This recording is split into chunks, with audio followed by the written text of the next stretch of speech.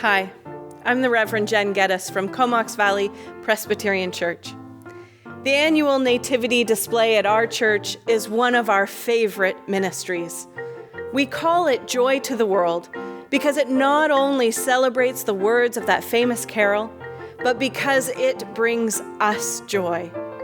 We've hosted this display for 5 years, and each year it gets bigger and more features are added. Various musical groups and individuals from the valley add background music. We've added a darkened room for lighted sets. Last year, we hosted school groups for a day and invited them to participate in dress-up and crafts, as well as seeing the display. Seniors came for a special afternoon, and we served them tea and goodies. It brought joy to our world to be able to give this gift, a labor of love, to our community. The planning committee starts meeting in August, and we all look forward to it. When the time to set up arrives, we love taking out the boxes and gently unwrapping the nativity sets that people have lent us. And most of all, we love seeing the people who attend our event. But this year is different. That did not stop our committee, however, from thinking about how we could share this gift with the community. Welcome to our virtual Joy to the World Nativity display. We hope that you will enjoy hearing about the Christmas story, learning about the first nativity display, listening to music by our very own church musicians, seeing pictures from past events, and taking a tour of nativity sets from around the world.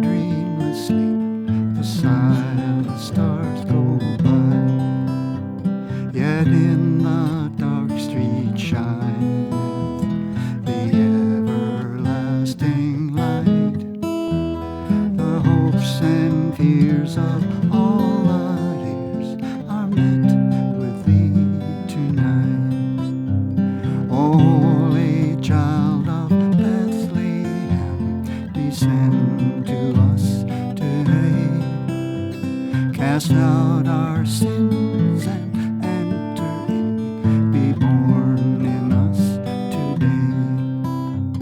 We hear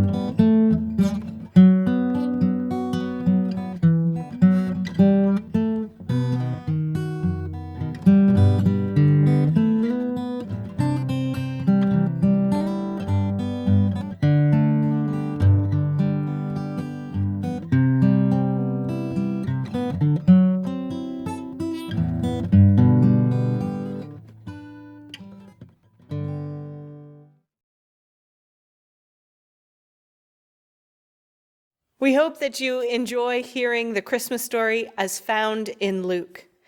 To help us tell this story, we will be using figurines from our Children in Worship Sunday School program.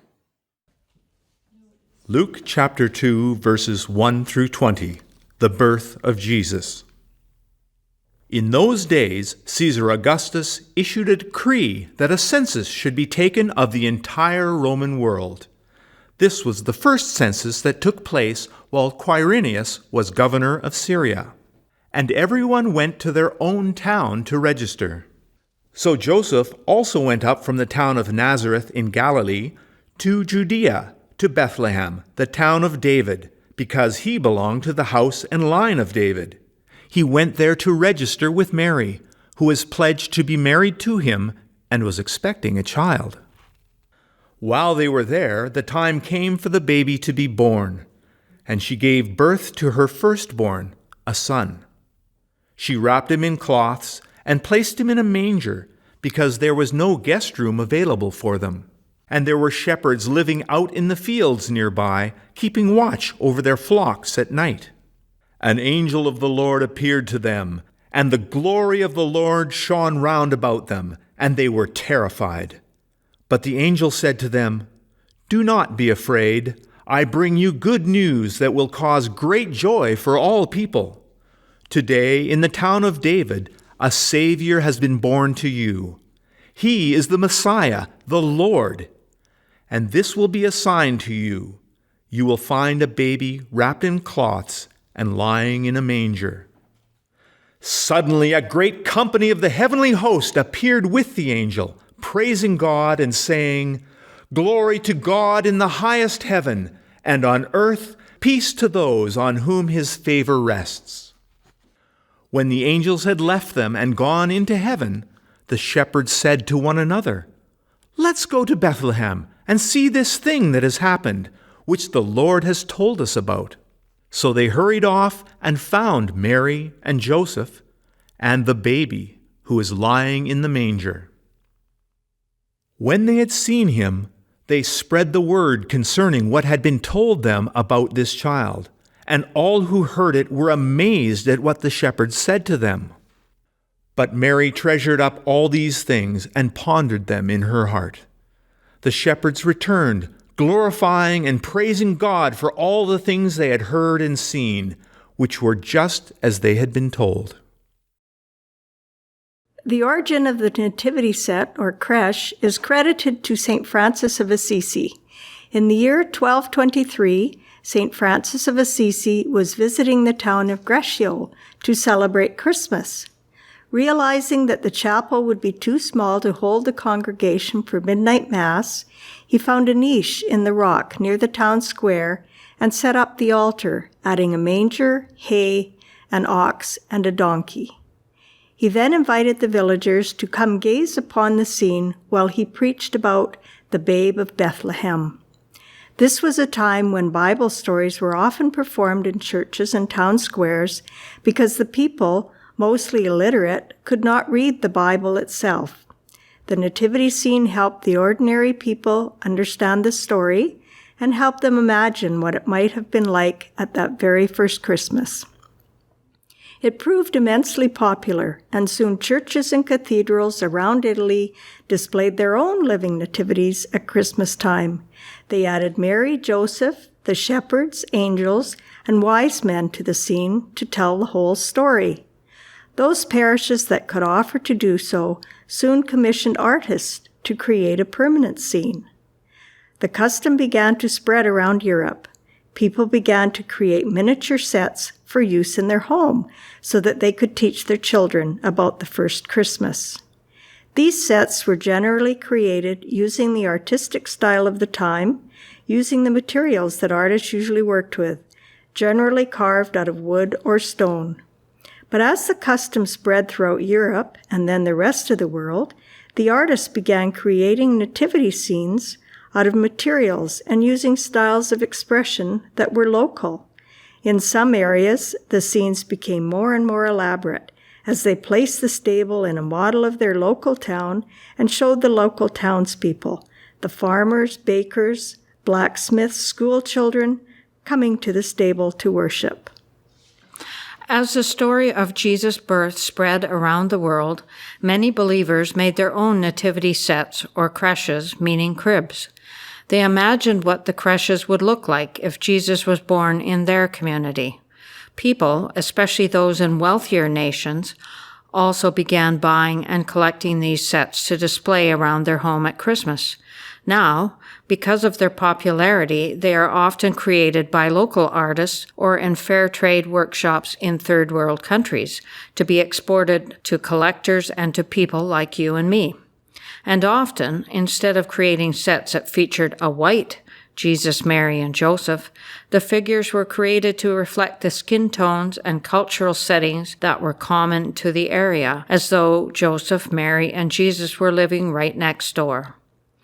A craft teacher at a government school in Nigeria in the 1930s began experimenting with the wood from the thorns of the silk cotton tree. He taught the craft of carving this wood to his students, and today many carvers carry on with this work to support their families. In Taiwan, where bamboo thrives, the Potsu studio used it as the material for nativity sets. In spite of bamboo's hardness, the artists who worked there created a lot of details. In Haiti, one of the poorest countries in the world, artists work with empty 55-gallon oil barrels. They cut them apart and flatten them, then use the flattened metal as their art canvas. Notice that the baby Jesus is in a hammock, and boats are bringing visitors to greet him. Today, some commercial companies create nativities as collector sets. The collector buys a new piece each year to create a scene. There are also sets made especially for toys for children. For instance, Little People sets and Playmobil sets. Today, you can find nativities made of plastic, corn husks, wood, resin, glass, driftwood, fine china, almost any material you can think of. When we see Mary, Jesus, and Joseph created from a variety of materials with different skin tones, dressed in different clothing styles, using various means of transportation, with a variety of animals gathered at the manger, we become more aware that the message of God's love, which He came to earth to deliver, is a message meant for everyone. Hi, I'm Jessie Schut, and I have been part of the Nativity program at Comox Valley Presbyterian Church for years, and we want to talk to some people about their special sets and why those sets are special to them. And so my first guest is Lois Lupkoski, and she has brought this very interesting looking nativity set, which looks more like a carousel, doesn't it? Mm-hmm. So tell us, what is this called? This is called a pyramid of light. You can see it has the pyramid effect going up and up into the top. And you got it in Nuremberg, you That's said. right. We were living in Prague, Czechoslovakia for 2 years, and at Christmas time there's very little Christmas spirit and decorations. So we decided to take our 2.5-year-old twins to Nuremberg, which we heard there was a very good Christendom market, and we decided to buy this one. Mm-hmm. And it became very special to us. So that was in 82, and that's why when Prague was behind the Iron Curtain, and that's why there was so little Christmas in Prague, right? That's correct. Right. That's correct. So we had to travel to Germany to get the spirit of Christmas. And so can you tell us what we see here? Yes, on the middle rotating wheel there is the Holy Family with the shepherds and the lambs, and then at the bottom is the wise men, and up here is the angels with another shepherd, and at the top is the angels. Mm-hmm. And this, what is this all about? These are called paddles, and when we light the candles, which we'll do in a few minutes, they rotate, and that's what makes the characters go around. Right. Okay, well, let's light these candles then. Now, if we wait a few minutes, the heat will make the paddles go around. And, you know, there's something about candles that sort of gives you a moment of peace, doesn't it? Mm-hmm. Yes. I've heard you say sometimes they go so fast that you feel like the people are going to fall off the carousel. That's for sure. So what is your take on that? Well, it kind of reminds me of when I organize or start planning too much in the Advent Christmas season. So I have to slow down the pace, just like I would slow these down and make them go a little slower by adjusting. So I would probably adjust my life and be in the moment. Get some more balance into your life, right? That's right. Yes, Christmas is a busy time. And it's good to be able to slow down and think about the reason for it all. The babe in the manger, God's gift to the world. Is it quiet at your house when you light the candles? Mm-hmm. The anticipation's very high. Yeah, and now your grandchildren are enjoying this. Yes, that's correct. Mm-hmm.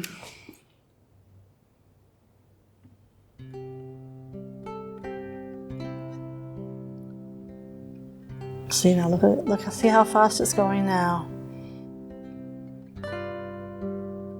That's great. Thank you for telling us about this. You're very welcome. It's my honor. Heidi Hyser is here to share the story of her 2 sets. And Heidi's an avid cyclist. And how many bicycle trips have you taken? Oh, quite a few. I don't know. I haven't counted. Sorry. Some of them were pretty exotic, though. Mm-hmm. You were in you went in Africa, mm-hmm. and you took a trip all the way from Canada down to the southern part of South America, yeah.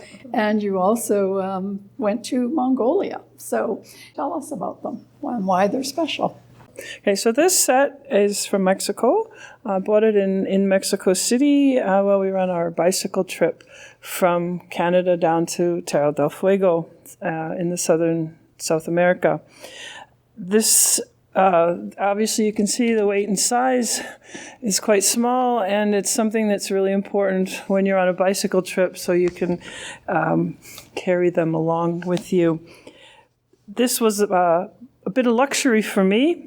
It was the second year in a row that we hadn't been able to spend Christmas with our family, and so we decided to try and make Christmas a little special. When we bought this set, or I bought this set, and we'd set up a little tree behind it in our hostel room and put out the little pieces as our Christmas celebration. We decorated the tree with pieces of paper and tinfoil that we found too. So we were able to celebrate Christmas in Guatemala City. That's where, as far as we got that before Christmas. And I carried it for many more months with me for the down through South America, and occasionally took it out for a little bit of support and to admire the beauty of it and what it all meant to me. The other nativity is in the gur. This is from Mongolia. This is a Mongolian gur, and it's the typical house of the nomads. And while we were biking in the steppes of Mongolia, we were treated to amazing hospitality of the people. They would invite us into their gurs and share food and mare's milk with us. And it was especially beautiful that the people who have so little were willing to share things with strangers. And when I got to Ulaanbaatar, which is the capital of Mongolia, I decided that it would be important to have something to remind me of lovely people of Mongolia. So I bought the nativity scene. So we have our little shepherd here and his little sheep, which is very typical, and their little finger puppets, you can see. And it's a little child's game or play. And this is Joseph and Mary. And the little baby is quite small. The shepherd with his sheep. And then, of course, the 3 kings as they arrive on their camels. And it's a 2-humped camel, which is the typical camel of the Mongolian area. Oops. And this scene, or this set, was bought at a fair trade store called Mary and Martha, where nomadic Mongolian women make these to supplement their income for their families. And this is especially important for me because it shows how the people who have so little it reminds me that they were willing to share with me as a stranger and very gracious in their hospitality. Thanks so much for sharing that, Heidi. That was great. You're welcome. It's my pleasure. Hi, my name's Hope Savard, and I've been collecting nativity scenes since I was 2. This is my first nativity scene, and this one's probably my favorite. At my house, we have a tradition where we don't put baby Jesus in the nativity scenes until it's Christmas Eve. This is my husband, Al Schut, and he has a hobby of wood carving. He's made creches for each of our 4 children. And the set that he's going to talk about today is the one that he did for our daughter Danielle. So how is this set different from the other sets that you have done? Well, like you said, I've done 4 sets. The first 3 were all done from patterns. They were all copied from patterns. And this one I decided to go out on my own and design one totally different. What if Mary and Joseph lived in our time? In our society, I thought they would be very poor people. Mm-hmm. And they might even live in an alley. And Mary might have even given birth in an alley. Right. And that's why the actual manger there is a banana box. Right. I see the bananas on there. This is Mary. And this is Joseph. Actually, Joseph is interesting because he's got a peace sign and he's wearing blue jeans and he's got his cap on backwards. The whole idea is to try to get away from the standard approach of sheep and camels and donkeys and kings. And so I thought about the shepherds and the wise people of this day and age, and the ones that help people grow spiritually. Yeah. Right. And I looked at it and said, yeah, I could probably do some of these. So many of these pieces are actually done from photographs. We've got the Dalai Lama here, and Mother Teresa, and there is Desmond Tutu and Mahatma Gandhi. These are all people from around the world. They're from all over the world, yes. And they are showing God's love to the world as well. So are you finished with this set? No, I may never be, because you can add pieces ad infinitum pretty well. I will probably keep adding pieces as I have time. Yeah, right now I am working on the Pope Francis, and that should be done sometime within the next year. He looks a lot bigger than the other figures, but when you're finished with him, he'll be the same size, right? Yeah. He's about the same size as the Dalai Lama, but because of the bishop's mitre, the top of his head is about right here. So he's a bit taller based on Wikipedia. You could also add ordinary people who are showing Yes. God's love in the world. Or famous people from the past, like St. Francis. Right. He was the one that started the nativity. Yes. That's so right. This scene takes place in an alley. So while this is not yet painted, it is carved and ready to be painted. This is basically, there's a door here and a window here, and if you can tell, there's patches on the walls. patches on the wall with brick showing through or just parging. And the intent is to make a more diverse alley scene, including burn barrels, a burn barrel, and some garbage cans, garbage can or two, and probably the other thing I would like to see is a working street light to throw some light on the whole thing.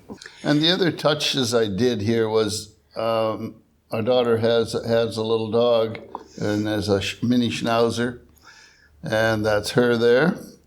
And I put the crow in because crows are everywhere, especially in alleys. Mm-hmm. They're very adaptable and going all the way around the world, too. When you displayed this set at some of our other nativity events, you got a lot of comments and questions about what you were trying to do. It really makes people think, I wonder what would have happened if Jesus had been born today. Thanks for sharing this with us. You're welcome.